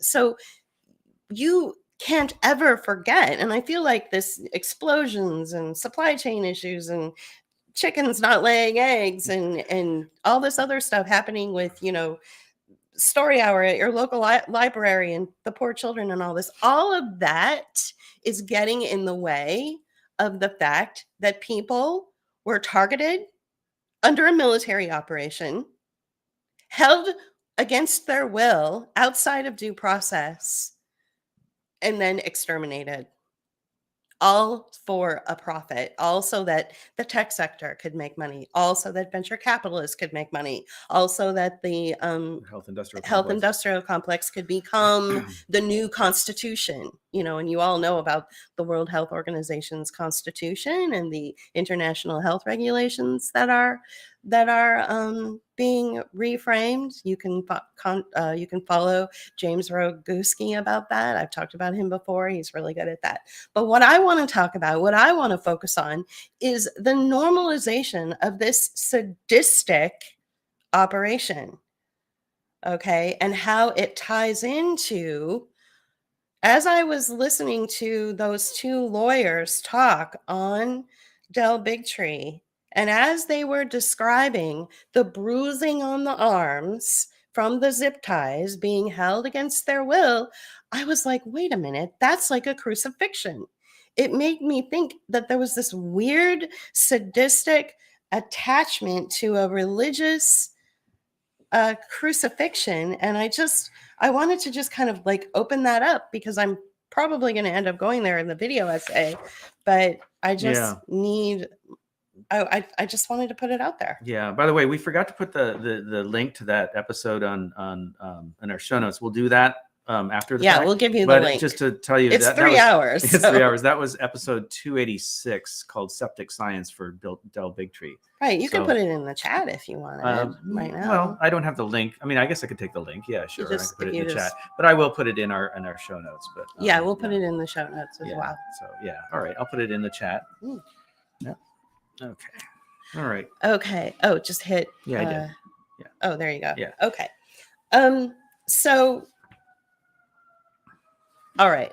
It's sadism, Right? Can we all agree that that was a sadistic military operation and that could very well still be going on? We haven't heard as many stories about it. But again, these attorneys were just on Del Bigtree's show in September. Was it September? I believe it was September of 2022. Yeah, Yeah, the September high wire 2022. with Del Bigtree, Yeah. September 2022. Yeah. So that's just a few months ago. So is this still happening? Maybe. Have lawsuits started to come out? Maybe. Let's hope so. What do you think about let's talk about how it's, as you are learning more about the COVID operation and you're learning more that it's a military exercise, your moral conscience and your understanding of ethics and your understanding of morality Well, I would is say bubbling up into the surface. I'd say your human sense, your sense of human not the ethics and morality that have been imposed on us from the state But or your the church own or the innate- or corporations, right? Your Mhm. own innate human connection to other people, right? People, we are a social species, right? And so, yeah. So we're what we're trying to say is that this is about, your, like a human response to what's going on out there, not, well, go on with what you were going to say. Humans are inherently good. Right. Humans are good. Human beings are inherently good. But we keep getting told that we're not, right? But we keep getting told we're not, but we are inherently good. And so because you are inherently good, because it's within your divine nature to feel compassion and feel moral and feel outraged when you see a deployment of a murder operation right in front of your eyes, your sense of righteousness bubbles up. It comes out and it's very strong in you. I don't believe that thing that's bubbling up in you is God. I believe it's you. I believe that you have that innate sense of understanding Mhm. about what's right and what's wrong. You know the difference between right and wrong, and I believe that it's being miscategorized with those people who have, sort of taken control of the COVID narrative. It's being miscategorized, At least the alternative COVID narrative, right? or the alternative of the COVID narrative, Yeah. because it's being miscategorized as God. And so once again, you're handing yourself over to an authority figure instead of acknowledging what's inherently in you. It's and I know there's a lot of religious people that follow us, and I know there's a lot of Christians that follow us and all this, and I have a lot of respect for you. You've done a lot of good work. But I'm possibly talking to those people who don't operate in that religious place, who are also against what we just witnessed, this torture and murder based on a military exercise. Okay. Talking to those people who aren't necessarily religious, Mhm, right? mhm. I think that and you talked about this before, about the demonization of the light bringers. If you want to talk about Prometheus, or no, you well, don't I want don't really to? want to get into that because I don't have it fully formulated. Okay. Yeah. Well, but I mean, I think that there's been a demonization of people throughout human history. And I don't want to get too far into this other than just to kind of touch on that, we're seeing it more and more through scapegoating individuals, through cancel culture, and things of that nature. So the people who have been oppressed in the past are now being lifted up, but it's an insincere lifting up. So anytime somebody says anything negative about, say, Israel, they're suddenly anti-Semitic, right? Or if they say, like Scott Adams said, like, I don't want to live in the hood or whatever, and he's suddenly racist, right? So, these inauthentic attacks, or these inauthentic support for oppressed or marginalized people who literally who were and have been and are being oppressed and marginalized, but not helped, are being lifted up as an example of somebody that we should like, pay attention to. So we get these like weird things that are going on out there where people are being attacked for saying what they're for things they say or, allegedly say, because it's never, anything like that. But this has gone out throughout history, and it's been, pushed onto people like the Jews or, the Native Americans or people of African descent, the African diaspora, right? And they've been, marginalized and stories have been said about them, to make them sound, to basically dehumanize people. And I think that this has been going on throughout the world, and throughout human history. However, it has hit an all-time high to where it's like it used to be groups of people that stories were told about, to now it's individuals. And I think that the scapegoating follows that path of, like you said, the light bringers, right? So like the Prometheuses, people or archetypes in stories that were there to do the right thing for humanity were targeted. Jesus Christ, for instance, right? Mm-hmm. So I think that these, targeted. And I think that these things are now becoming more and more prominent and over time. And I think that it has to do with the fact that media has such a larger reach. I guess this is sort of the media episode, right?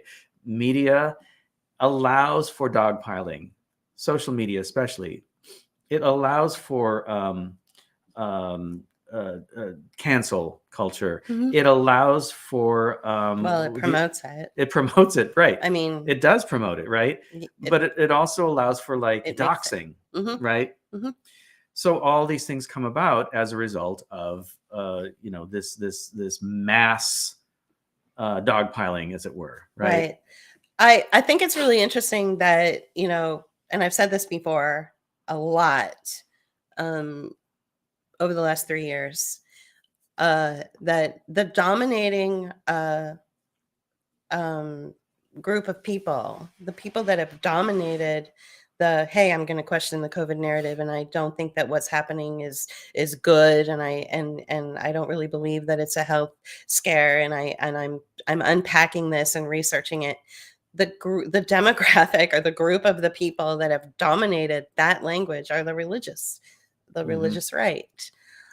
So much so that even, self-actualized liberals who could easily stand on their own, or self-actualized individuals who weren't religious and maybe were a little liberal to begin with, they didn't need to move into the religious right paradigm, but they did anyway, because it's so dominating. Like, you can't listen to a podcast anywhere without it being like Jesus this or God that, or it's a spiritual war this or a spiritual war that. And I'm just like, what about those of us who, our spirituality rests in other areas? Our spirituality is different. I've railed about this before. I've been vocal about this in the past. It's like, I get angry with the Christian narrative, or the Christians that only want to put these things into the context of Christianity versus something else,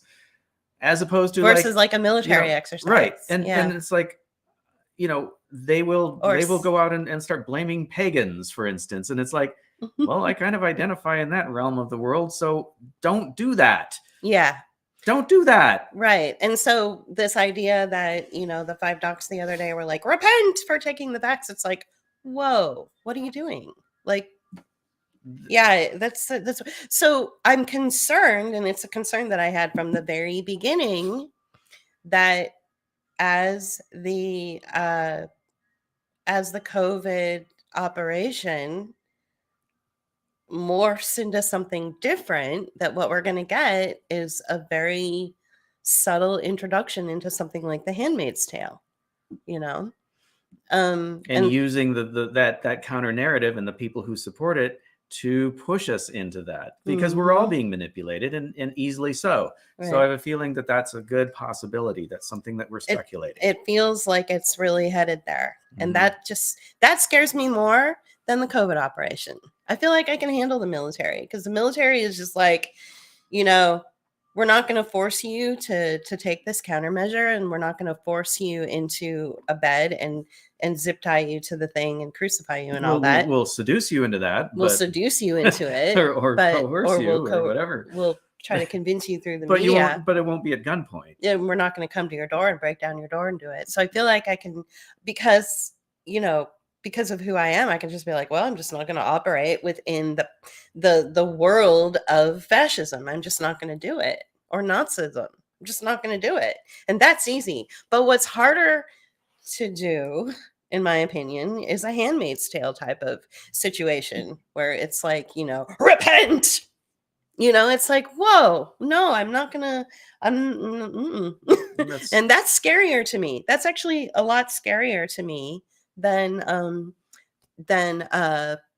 the COVID operation. And I'll tell you why. Because it's the Christian right that tell children to go get their own form of punishment. You've never met a more sadistic group of people than these people. They are so sadistic. They talk about how, we got to protect the children from the trans community or whatever. Excuse me, I have trans friends who are just as appalled with what they're seeing on social media as you are. And it doesn't necessarily mean that it's even really happening. Remember, social media is a construct. What's happening in the real world is totally different.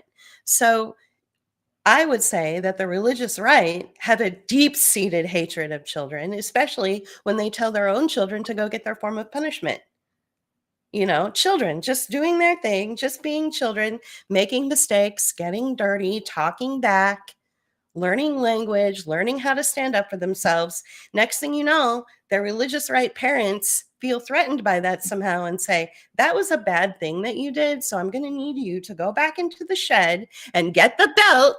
Get which belt you want me to whip you with, or which, utensil out of the kitchen you want me to hit you with. That is so sadistic. And that's the religious right. And that's where we're headed. That's why I'm like, the idea that the religious right has taken over the narrative of, what's happening in the COVID operation is scarier to me than the COVID operation itself. Yeah. So. Because I was able to circumvent and avoid the COVID operation by simply no longer going to, see a doctor or just say, no, thanks. We had to live in poverty for a long time because we circumvented various operations, because we had our morals that we, and we had no choice.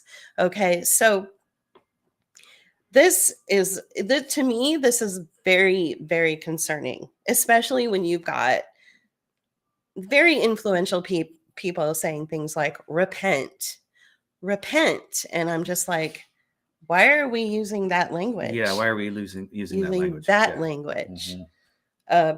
Maybe start picking up, The Handmaid's Tale and read through it again and remind yourself that we don't want to go there.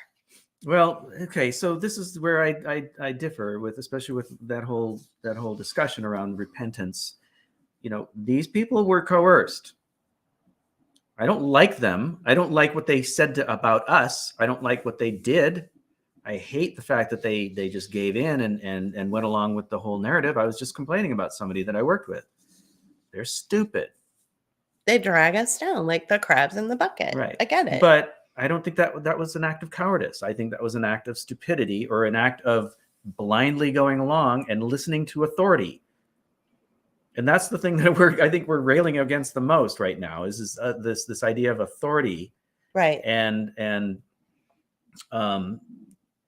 somebody telling you what to do, whether it's God or your local representative, right, or your teacher or your grandma, right? Don't fucking tell me what to do.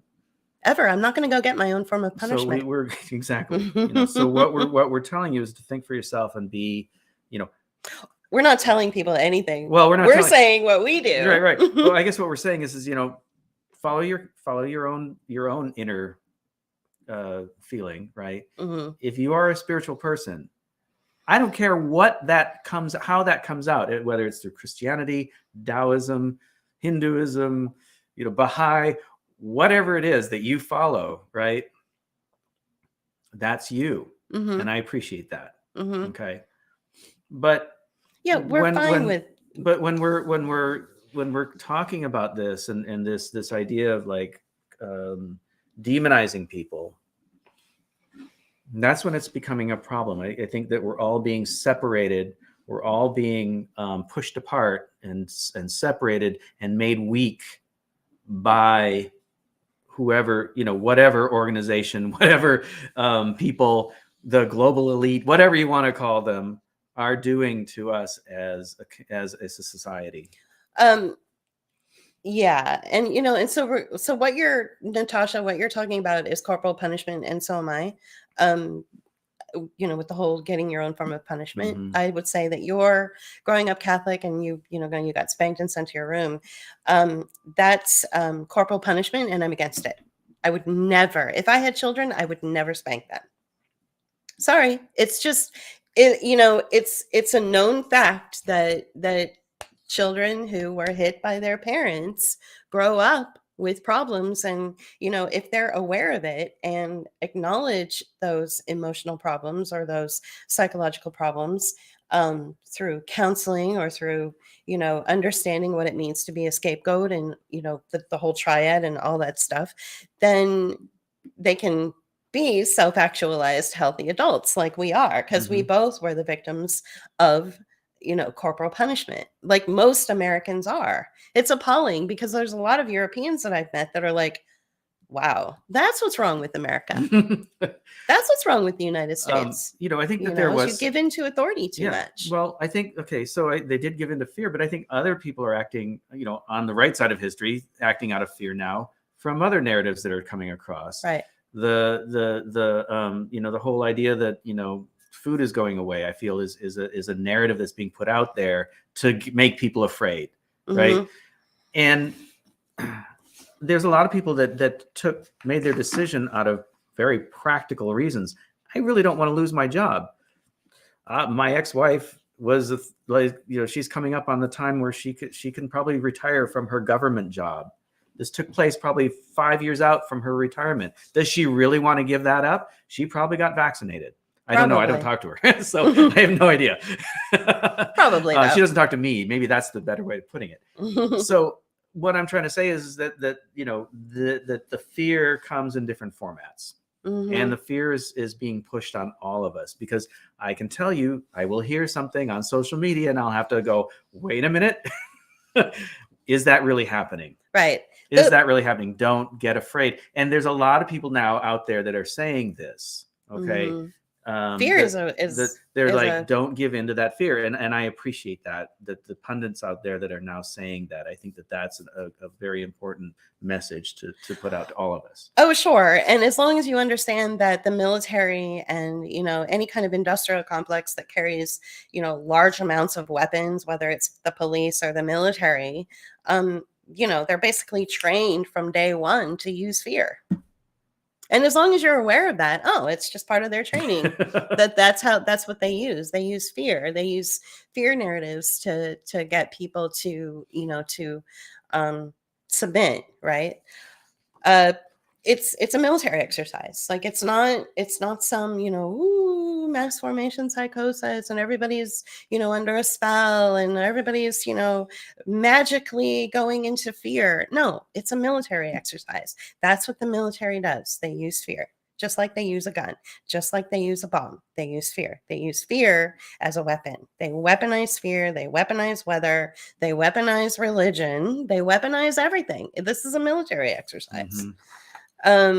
Do we want to talk about the venture capitalists who have agreed with me?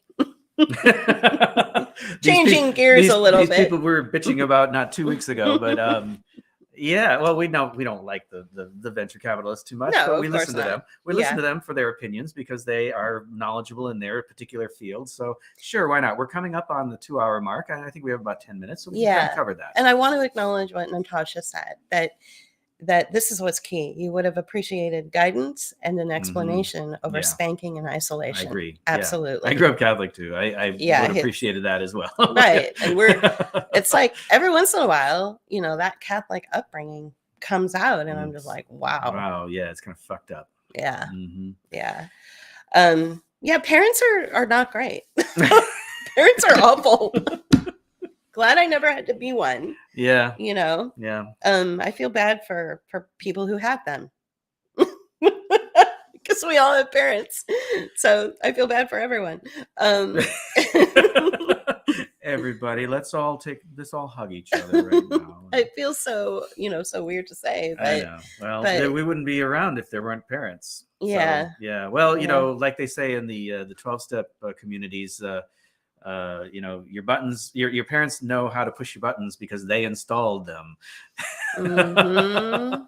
I'm not part of the Mhm. 12-step community, but I've lived with people who are. So anyway. Yeah. Okay, so let's go on. So the this will have to do with central bank digital currency. And before I move on, I do want to read Kate's message because you did say the word anarchist and libertarian. So what I've seen is that people made fearful seek for authority to protect and guide them. So church people, political people, liberal people, and even anarchists are libertarians. Sure. Yeah. The dogma can get away in the way of everybody. Right. Mhm. So Yeah. for sure. Absolutely. Yeah. Yeah. I don't know why we just decided that we're not going to be afraid of authority. Like why it just really turns us off. Yeah. Yeah. Well, yeah. Yeah. I don't know. So venture capitalists in Silicon Valley have said that every single person must be on board and supportive of central bank digital currency for it to start rolling out. And right now, there is no unanimous support in the financial sector. So this is what was said. Was this a quote or is this? It's not a quote per se, but it's because you know how they take forever to say. Sure. Can you want to reiterate that? Can you say it again? Okay. So in order for central bank digital currency to really roll out, there has to be unanimous support. And there just isn't any in the financial sector. And what do you need to make CBDCs? Blockchain. Right. And what is there not unanimous support for? CBDCs. And blockchain. And blockchain. Okay, yes. So I had said this before they made their little profound statement. And, these guys are millionaires and billionaires. And I'm just, not. We just, we live. I just speculate because I'm intuitive.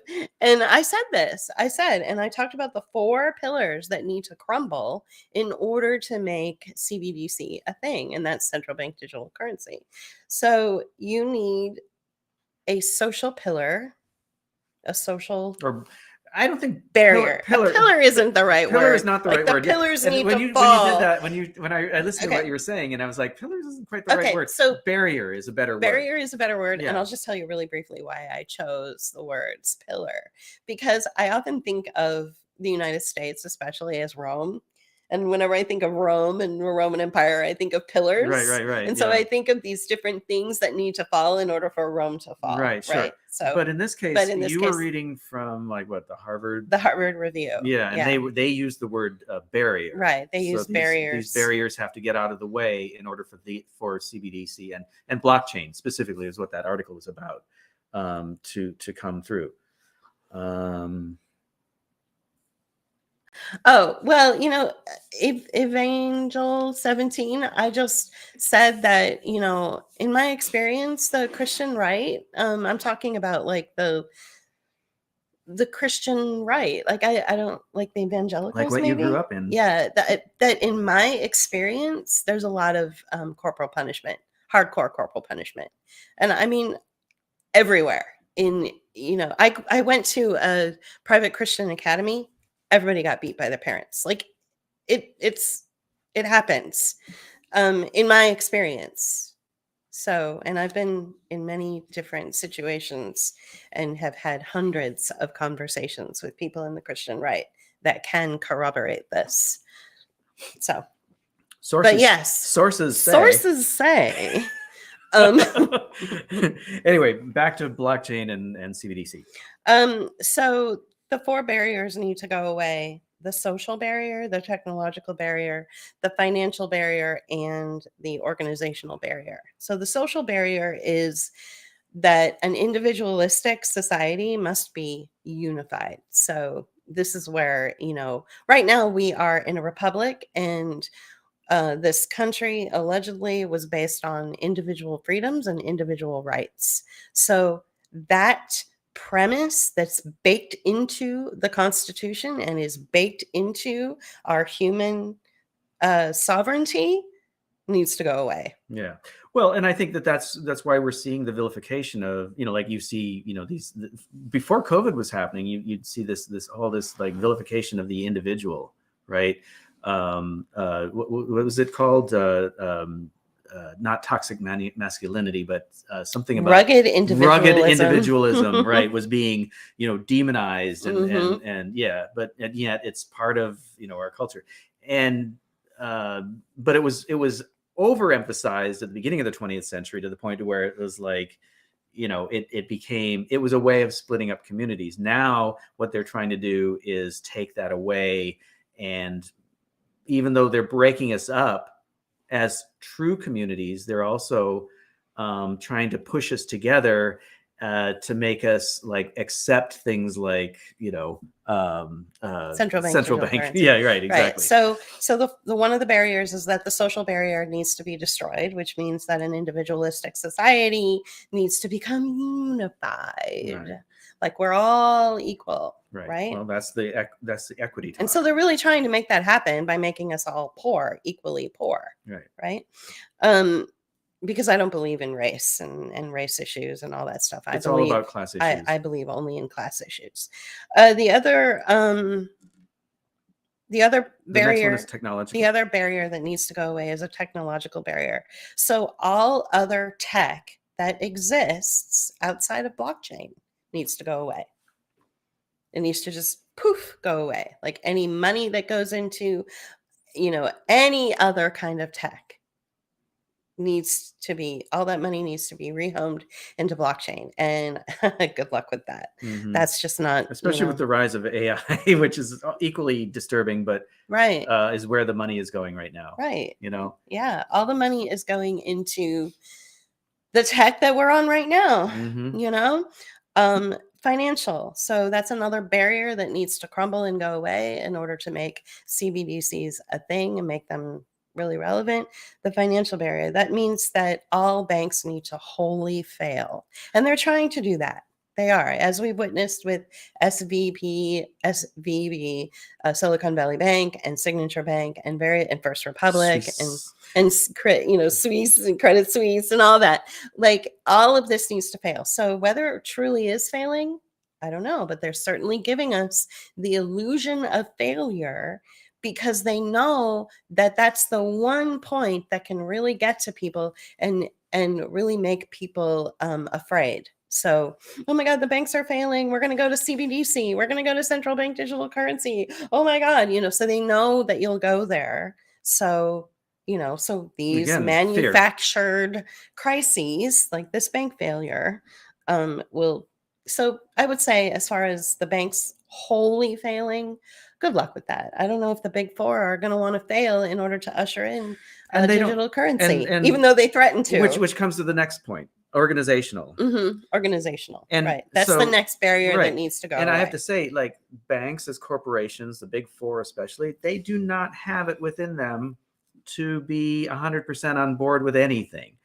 There's so much churn. There's so much siloing within these organizations that nothing, it's, as they say, it's like like steering an oil tanker, right? You can't turn on a dime. You have to turn on a mile, right? It takes a long time for these types of organizations to get somewhere.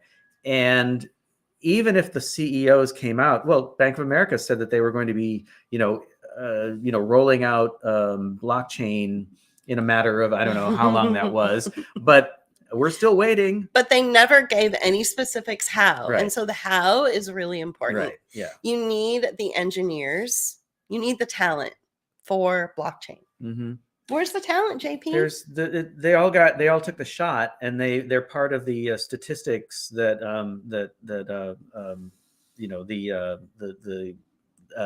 Edward Dowd has been talking about, right? Right. They're so, not in. They're the Great Resignation, right. right? So your talent isn't there. So the talent, though, that doesn't mean that the talent won't come in the future. And I believe that it may come around eventually. Right. So I believe that but kids, it's not around the corner. Right. So I believe that kids who put together these, and we talked about this in Globotics, where they put together these little toys called Blockly, and they use blockchain technology in order to make their toys. So these children are like, it's not blockchain technology, it's just programming. It's just programming. Yeah, but they use Blockly. Blockly is not, and it doesn't have anything to do with blockchain. I think what it does is it helps them think about systems absolutely. that would help them, so that when it comes time to learn blockchain, they've already got that kind of thinking and programming in their brain. The reason they call it Blockly is because it's lines of code that have been organized into these visual blocks, and they put them together. It's like Legos, right? It is like Legos. It's more like Legos. Right. But it is along the lines of thinking systematically. And that's what I was trying to get. Not that it itself was blockchain, but that it would help them go to the next level to get to blockchain. Yeah, right. And so when you talk about central bank digital currencies, which can't go unless it's blockchain. I mean, it is blockchain. Right. Then you need the talent. And right now we don't have the talent. So right now we just don't have it. And let me just kind of give you a frame of reference. Again, context, right? For the last 25 years, I've been hearing about the Internet of Things. Where's the Internet of Things? Well, it does exist in small places, in your Nest, dial for your, for controlling your home, or, these smart homes that exist. People have these systems in place. That is part of your Internet of Things. You have Sidewalk from Amazon, which is kind of also the Internet of Things in its own way, because it uses a different system. Okay, so the Internet of Things has found its way into our lives in very small and very specific ways, but it's not as ubiquitous as they claimed it was going to be. We have a water heater downstairs that can be hooked up to our Wi-Fi, but I never did that. Why? Because I don't want it to be. But I would have to find a way to get that water heater hooked up to our Wi-Fi, and I don't even know how to do that.